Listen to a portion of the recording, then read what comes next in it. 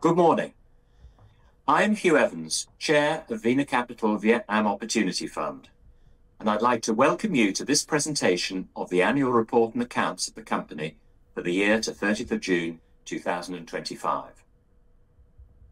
I would particularly like to welcome shareholders who hold their shares on platforms such as Hargreaves Lansdown, AJ Bell, or Interactive Investor, and who have registered to attend this morning.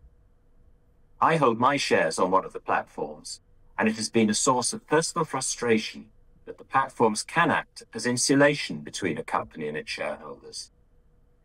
I'm pleased that we've been able to find a way to communicate with our shareholders directly, and I'm heartened that so many of you have taken advantage of the opportunity to participate today. Whereas I and my colleagues on the board are responsible for the running of the company, we delegate the management of the assets in Vietnam to VinaCapital Investment Management, based in Ho Chi Minh City. And I'll shortly be handing over to members of the VinaCapital team to talk to you about the results and the prospects for the future. The board takes its responsibilities very seriously and has just returned from a week in Vietnam, during which we held extensive meetings with VinaCapital and with some of the companies in which we are invested in order to satisfy ourselves that VinaCapital is doing a good job on our behalf and to the benefit of shareholders in the company. With no further ado, therefore, I would like to introduce Khan Vu, Michael Kokolari, and Eric Levinson, who will take you through the presentation. Well, Hugh, thank you very much for the kind words, and I will echo what he said. It's overdue, and we're very excited to be connecting with you directly. My name is Eric Levinson. I'm joined here with Portfolio Manager Khan Vu and our Chief Economist Michael Kokolari. And our agenda for today is pretty simple. We'll do a quick overview of Vietnam. We'll talk about the economic environment. We'll talk about the Vietnam Opportunity Fund, which we call VOF. We'll talk about the investments, dividend, share, and buybacks.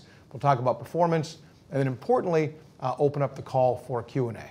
Now, a quick thing, just a quick intro of VinaCapital. Now, what's interesting is VinaCapital was actually established with the Vietnam Opportunity Fund in 2003. It was a $10 million fund, which is now roughly $1 billion, and the firm has actually grown into nearly $4 billion organization, and we manage multiple asset classes, public equity, private equity, and then a wide suite of alternatives, including real estate, venture capital, energy, and infrastructure. Now, the most important thing to remember here is that we have a singular focus, Vietnam.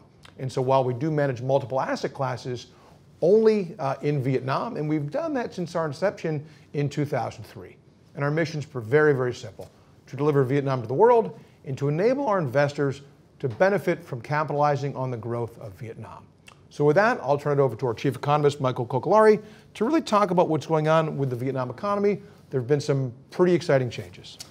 So I think we wanted to start the discussion today with just having a little bit of an overview of sort of the big picture. And if you had to remember one and only one thing about Vietnam, the thing that you want to remember is that Vietnam is doing what's called the East Asian Development Model. And this is the same economic model that all the tiger economies like Japan, Korea, Taiwan, it's the same approach. And long story short, what it entails is manufacturing exports, and over time, the exports that you're manufacturing of more and more complicated, sophisticated products, because there's a higher, the profit margin is higher on that.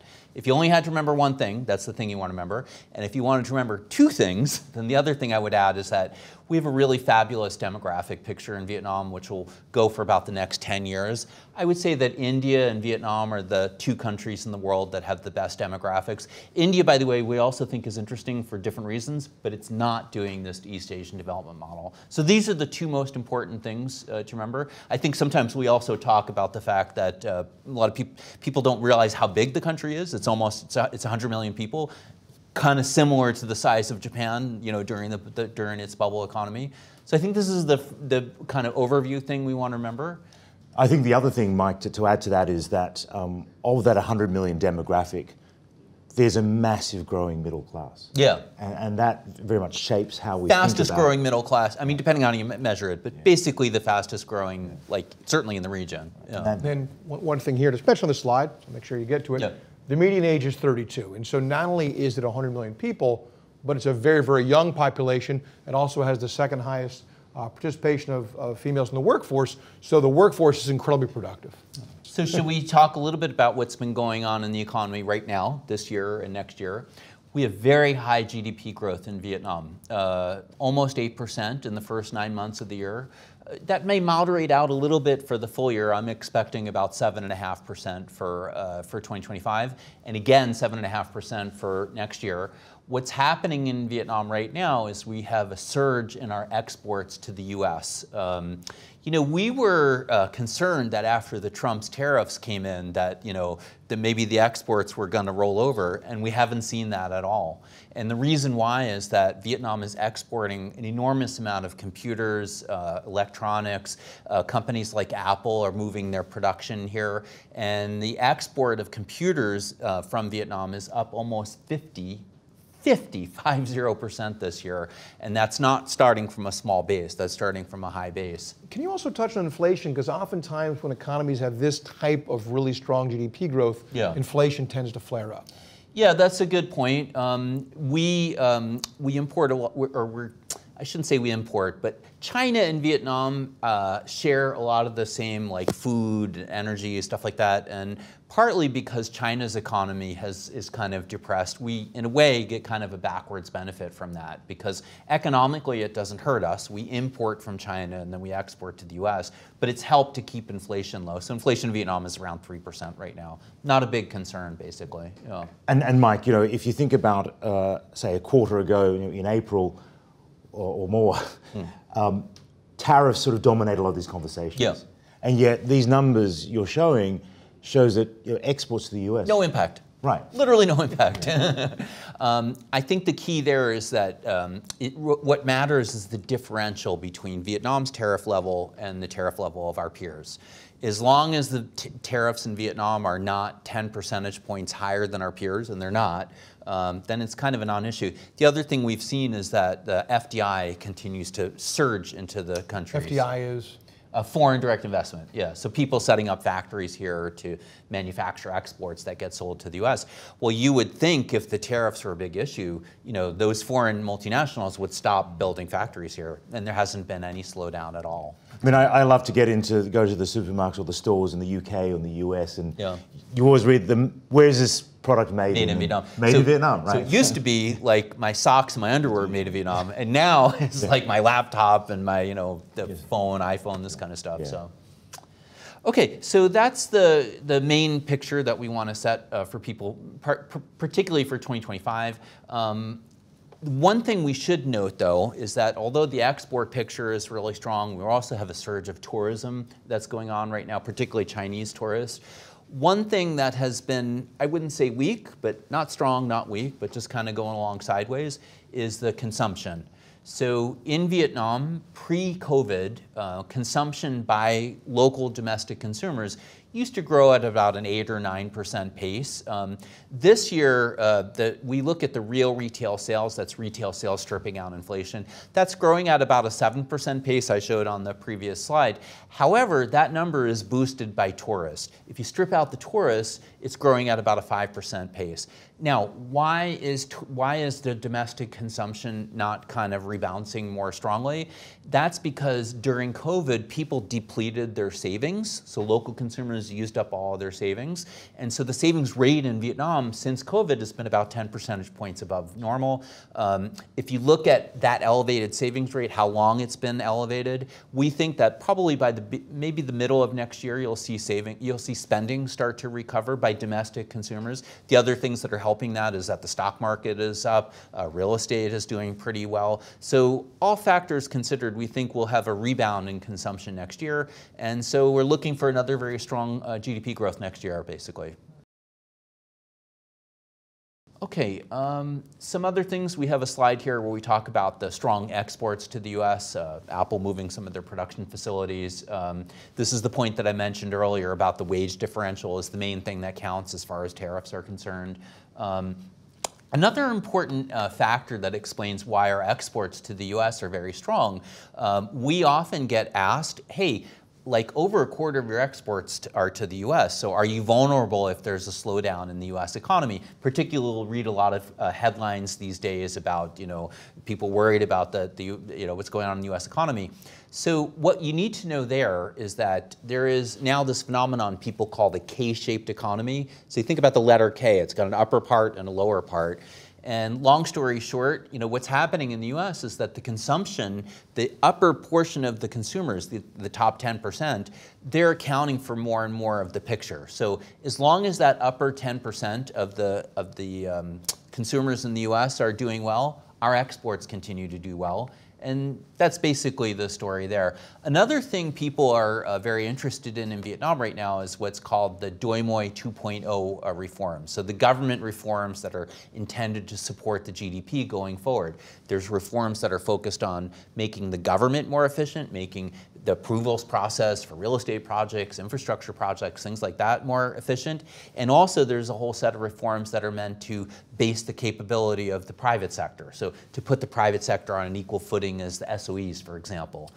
Let me just interrupt. So just for clarification, the original Doi Moi was in 1986. Good point. And that is when Vietnam really opened up its economy not only to foreigners, but it became more of a market economy. Foreign investment came in.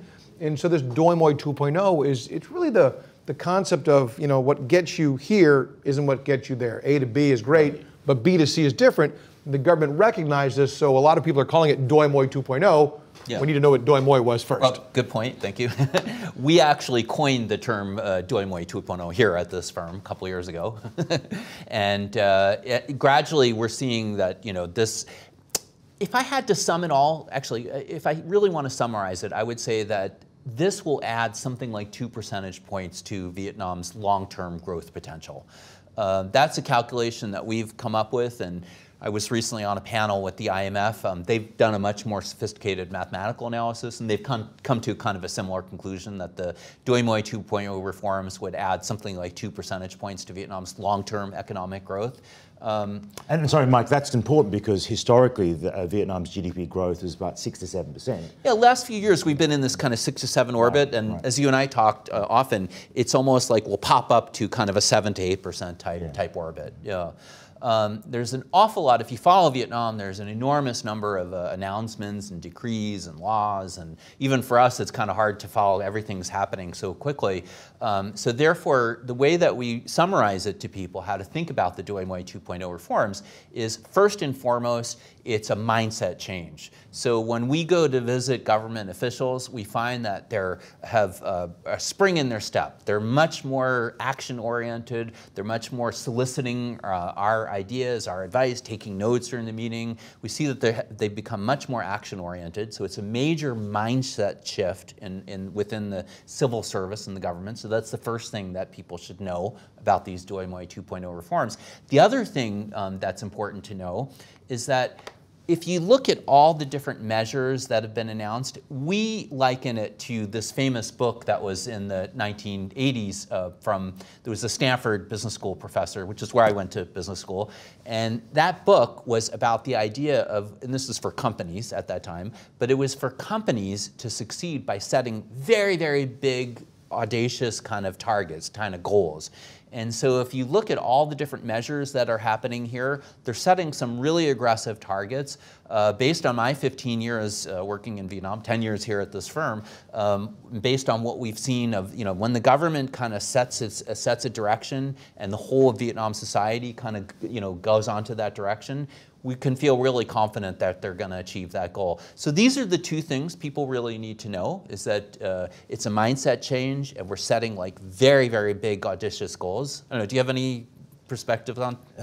Look, I think these are the moonshots. This is really important. Yeah, these are really important for investors because you're investing into a country that has a will to have a step change, to move ahead. And that can't be said to a lot of places in the world. So that's what excites us. And when we cover the fund, we'll talk about how some of those examples we're looking at and how we're taking advantage of these changes. He had the word I was looking for, moonshot. So the other thing I'm really optimistic about is everything that's happening in artificial intelligence. And in Vietnam, we have really very strong STEM ability. They have very strong science and mathematics, and the PISA scores, do really well here. What I have on the screen at the moment is if you go to Amazon, you can find out that right now the #1 AI book in the world is written by a woman named Chip Huynh, who came from the countryside here in Vietnam. Got a scholarship to study computer science at Stanford, and now she's like a really big figure in the field. Vietnam is really punching above its weight in terms of the number of experts in the field. I also have up on the slide here, there was a really interesting development for here locally, which is there was an AI lab that was set up originally by Vingroup, which is the big conglomerate that we'll talk a little bit about in a second. They set up this AI lab, was led by another Stanford guy, and that lab eventually got sold to Qualcomm, and now they're doing some really leading edge research in the field here. The point that I'm making here is that I think there's a really huge potential for this field to flourish here in Vietnam, and that will be just another factor that makes us feel very optimistic about the long-term growth trajectory. I think the important thing is you think about, well, what does that mean to us as investors? We talk about, and Michael mentioned at the beginning, was the kind of East Asian development model is really about the evolution of the economy and moving away from kind of exporting garments to whether it's exporting technology products or ultimately developing technology services, apps, et cetera. And so this is just, I think, a proof statement on the education, on the work ethic, and ultimately the results of what is becoming a rapidly growing educated workforce. And all those other East Asian development country model I mentioned, they all got into more and more complicated tech products. So this is the future that I see for this country. Okay. Really exciting story. So this is where we pivot now to the Vietnam Opportunity Fund overview. Con, you've been working on this fund for how many years now? So I've been with the firm for 15 years and on this fund for 13 years. And today I'm the portfolio manager. But what's incredible is that we have a very deep bench of experienced professionals working on this. All right, so the next slide is a very exciting slide that has just numbers. So look, I think as Eric mentioned earlier, VOF, this fund, was founded when the firm was founded. If you think about Vietnam in 2003, for those that visited, lots of bicycles on the streets, no high-rise. The stock market, though, was only 3 years old. And at that point, we had about 50 listed companies. So that very much shaped our strategy, shaped the opportunities that we looked at. And so when we started this fund, we looked at not just public companies, less than 50, we also looked at private companies. And that has set the structure, the DNA for how we invest into the market today. And what we'd like to say is we're an opportunity fund that allows us to invest across both public companies, but also, really interestingly, the private companies. And as Mike mentioned earlier, the private sector reform and the promotion of the private sector really sets the stage for a lot of interesting opportunities for us. The other thing that differentiates this fund perhaps from other investment trusts that invest in Vietnam is that we're a firm believer that we return capital to our investors. We return that in the form of dividends. We've been doing that since 2017. And we've had this buyback program where we help narrow that discount through buybacks. We'll discuss that later in the presentation. Today, the fund is just under $1 billion under management. I'm aware that we're talking about results here, Eric, Mike, that are over 100 days old. So what we'd like to do is we'll bridge that, what happened at 30 June, which is very important because that's the financial year end, but also what's been happening in the last quarter. And also our forward-looking view, because at the end of the day, it's not about what happened through the end of June and what happened the last 3 months, but what's the outlook and this Doi Moi 2.0 and how that guides the team in terms of what the opportunities look like, for the next couple of years. That's right. And again, the last point on this slide sort of illustrates that we're long-term investors. That means that we're looking at for shareholder returns over the long period. And if you think about our 5-year return, NAVs return to shareholders on a sterling basis, 43%, 50, almost 60% on dollar terms, and the share price has well performed equally in step with that. So what exactly is the philosophy? How do you think about this, day to day when you're leading a large team? How do you think about what the mission is every day? So I mentioned earlier, we start off with the name of the fund. We're an opportunity fund. And again, that allows us to invest across that spectrum, both private as well as public companies. But again, from our genesis, we had to apply this private equity mindset. Now, what is a private equity mindset, right? For us, it means that